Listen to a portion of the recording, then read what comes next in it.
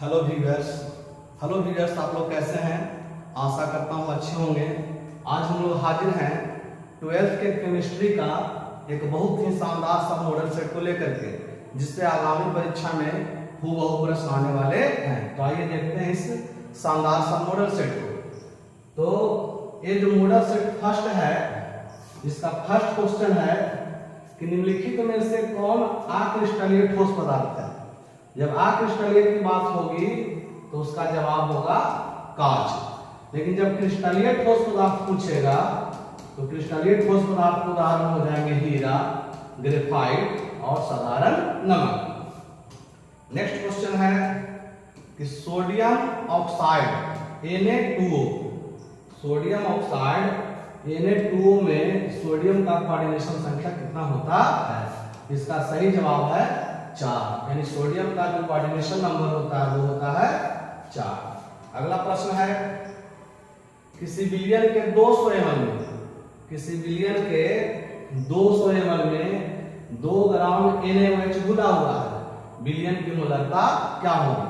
तो बिलियन की मोलरता N होता है N/V, यानी मोल की संख्या बटा में आयतन। तो मोल की संख्या दिया गया भार बटा में NaOH का अनुभार यानी 40 ग्राम, और आयतन है 200 ml, उसको लीटर में कन्वर्ट कर लेंगे तो 1000 से डिवाइड, ये 5 हो गया, ये 20 हो गया, ये 5 ऊपर 20, 5/20 यानी 1/4 यानी 0.25, यानी इसका आंसर जो हो जाएगा 0.25 मोल प्रति लीटर हो जाएगा। अगला प्रश्न है निम्नलिखित में से किसका हिमांक अवलंबन अधिकतम होगा? अधिकतम होगा तो ये होता है K2SO4 का, याद रखिएगा, बहुत इंपॉर्टेंट प्रश्न है। नेक्स्ट क्वेश्चन है 96,500 कूलम विद्युत CuSO4 के विलयन से मुक्त करेगा। तो CuSO4 जो है वो Cu2 प्लस SO4 2 माइनस में टूटता है, यानी 2 फैराड से 1 मोल Cu, 1 मोल Cu मतलब 63.5 ग्राम। तो इसीलिए 1 फैराड यानी 96,500 कूलम से हो जाएगा 63.5/2 यानी 31.76 ग्राम, यानी ऑप्शन हो जाएगा बी, 31.76 ग्राम तांबा मुक्त होगा। अगला क्वेश्चन देखते हैं द्रवित सोडियम क्लोराइड के वैद्युत अपघटन से, तो द्रवित सोडियम क्लोराइड के वैद्युत अपघटन से कैथोड पर क्या मुक्त होगा? तो जब कैथोड की बात होगी तो कैथोड पर मुक्त होगा सोडियम, और एनोड की बात होगी एनोड पर मुक्त होगा क्लोरीन गैस, यानी इसका सही जवाब होगा सोडियम। अगला प्रश्न है किसी अभिक्रिया का वेग निम्न प्रकार से व्यक्त होता है, तो इसकी कोटि क्या होगी? तो कोटि के लिए देखिए K सांद्रता A पर 2 पावर है, सांद्रता B पर 1 पावर है, तो कोटि निकालना है। तो कोटि हो जाएगा 2 + 1 यानी 3, इसका सही जवाब हो जाएगा 3। अगला प्रश्न देखते हैं निम्नलिखित में से कौन लायोफिलिक कोलाइड है, यानी द्रव स्नेही कोलाइड कौन सा है? तो ये है हमारा गोंद, जो है जो लायोफिलिक कोलाइड का उदाहरण है। अगला क्वेश्चन है जैव उत्प्रेरक होता है, तो जैव उत्प्रेरक जो होता है वो हमारा एक एंजाइम होता है, यानी इसका सही आंसर हो जाएगा ए। अगला प्रश्न निम्नलिखित में से कौन सा धातु, निम्नलिखित में से कौन सा धातु साधारण तापक्रम पर द्रव होता है? यह होता है पारा, जिसको मरकरी भी बोलते हैं, तो यह है पारा।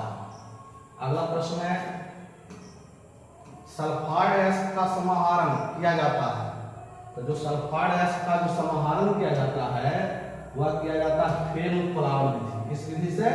फेन उत्प्लावन विधि के द्वारा। अगला प्रश्न है XeF4 xenon tetrafluoride XeF4 xenon tetrafluoride का जो आकार होता है वो होता है स्क्वायर प्लेनर, जिसको हिंदी में वर्ग तलीय भी कहते हैं। बहुत ही इंपॉर्टेंट क्वेश्चन है। नेक्स्ट है, निम्नलिखित में से सबसे प्रबल लिविस्टन कौन सा है? निम्नलिखित में से सबसे प्रबल लिविस्टन कौन सा है? तो है Bi3, ऑप्शन डी। अगला क्वेश्चन,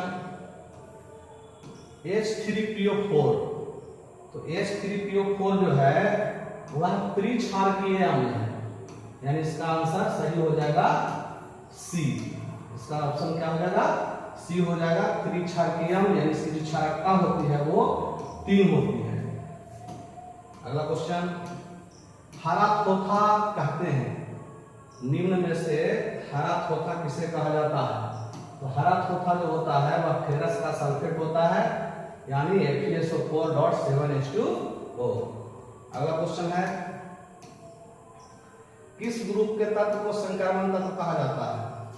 किस ग्रुप के तत्व को संकरमण तत्व कहा जाता है? यह है डी ब्लॉक के तत्व को। डी ब्लॉक के तत्व को संकरमण तत्व और एफ ब्लॉक के तत्व को अंतः संकरमण तत्व कहा जाता है। आगे प्रश्न देखते हैं, निम्नलिखित में से कौन सी धातु मुक्त अवस्था में पाई जाती है?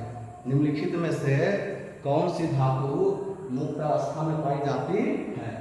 तो इसका जो जवाब है हमारा सोना। सोना जो हमेशा है वह मुक्त अवस्था में पाया जाता है और इसका संकेत होता है Au। अगला प्रश्न देखते हैं, K4FeCN6। K4FeCN6 क्या है? यह एक जटिल लवण है, यानी कॉम्प्लेक्स सॉल्ट है। इसका आंसर बी होगा। अगला प्रश्न देखिए, इथेन में कार्बन का प्रसंकरण या संकरण होता है। इथेन में जो कार्बन का प्रसंकरण होता है वो होता है sp3, यानी इसका आंसर ए होगा। अगला प्रश्न है, एल्कीन का समान सूत्र। तो एल्कीन की बात है तो एल्कीन का जो समान सूत्र होता है वह होता है CnH2n। बात करते हैं अल्केन की, अल्केन का हो जाएगा CnH2n प्लस में 2। और जब अल्काइन का पूछेगा तो अल्काइन का होता है CnH2n माइनस में 2। अगला क्वेश्चन, अल्काइल हैलाइड को अल्कोहल में बदला जाता है। तो अल्काइल हैलाइड को जो अल्कोहल में बदलने की जो अभिक्रिया है वह है हमारा विस्थापन अभिक्रिया, यानी ये ऑप्शन बी जो है सही होगा। अगला प्रश्न है, ग्लिसरॉल है। तो ग्लिसरॉल जो होता है एक ट्राइहाइड्रिक अल्कोहल होता है। क्यों? क्योंकि ग्लिसरॉल का फॉर्मूला कुछ इस तरह से होता है,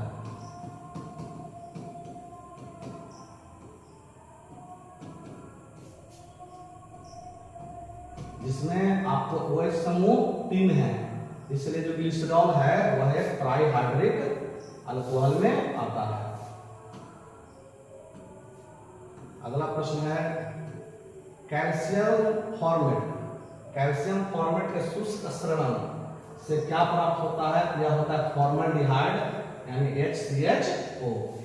अगला प्रश्न देखते हैं, कार्बोनाइल ग्रुप में जो कार्बन परमाणु होते हैं वह sp2 हाइब्रिडाइज होते हैं, यानी कार्बन परमाणु का जो प्रसंकरण होता है वह sp2 होता है। नेक्स्ट क्वेश्चन को देखते हैं। नेक्स्ट क्वेश्चन है, मिथाइलेमीन को बनाया जाता है। तो मिथाइलेमीन जो बनाने की जो सबसे प्रचलित विधि है वह है हॉफमैन ब्रोमाइड अभिक्रिया, यानी ऑप्शन बी इसका सही जवाब होगा। अगला क्वेश्चन देखते हैं, एंजाइम क्या है? तो एंजाइम जो होता है वास्तव में एक प्रोटीन होता है। एंजाइम क्या होते हैं? एंजाइम जो होते हैं वास्तव में एक प्रोटीन होते हैं। इसका जो आंसर होगा वो सी होगा, जो सही आंसर है। अगला प्रश्न देखते हैं, निम्नलिखित में से कौन सा रेशा पॉलीएमाइड का बना होता है? इसका सही जवाब है नायलॉन। नायलॉन का रेशा जो होता है वो पॉलीमाइड का बना होता है। अगला प्रश्न, कौन सी दवा बुखार को कम करती है? तो जो कौन सी दवा बुखार को कम करती है तो उसका जवाब है एंटीपायरेटिक्स, जिसको हम लोग ज्वर नाशक भी बोलते हैं, ज्वर नाशक, यानी ऑप्शन सी इसका सही होगा। अगला है, बिना किसी लत और परिष्करण के निम्नलिखित में से कौन सा दर्दनाशक का प्रयोग किया जा सकता है? तो इसका जो सही जवाब है वह एन एसिटल पैरा एमिनोफिनोल। इसका उपयोग जो है कि बिना किसी लत और परिष्करण के दर्द को नाश करता है, किसी तरह का लत या हैबिट नहीं देता है। अगला प्रश्न है, शॉर्टकी दोष, शॉर्टकी दोष के कारण ठोस का घनत्व, तो जो शॉर्टकी दोष के कारण ठोस का घनत्व होता है वो घट जाता है, यानी कमी आ जाती है घनत्व में। अगला प्रश्न है, टिंडल प्रभाव प्रदर्शित करते हैं, तो जो टिंडल प्रभाव प्रदर्शित करते हैं वह कोलाइडी विलयन द्वारा प्रदर्शित किया जाता है टिंडल प्रभाव को। इसका सही आंसर जो होगा वो होगा ऑप्शन सी। अगला प्रश्न है, लोहे के धातु में प्रयुक्त बात्या भट्टी का अधिकतम तापक्रम कितना होता है?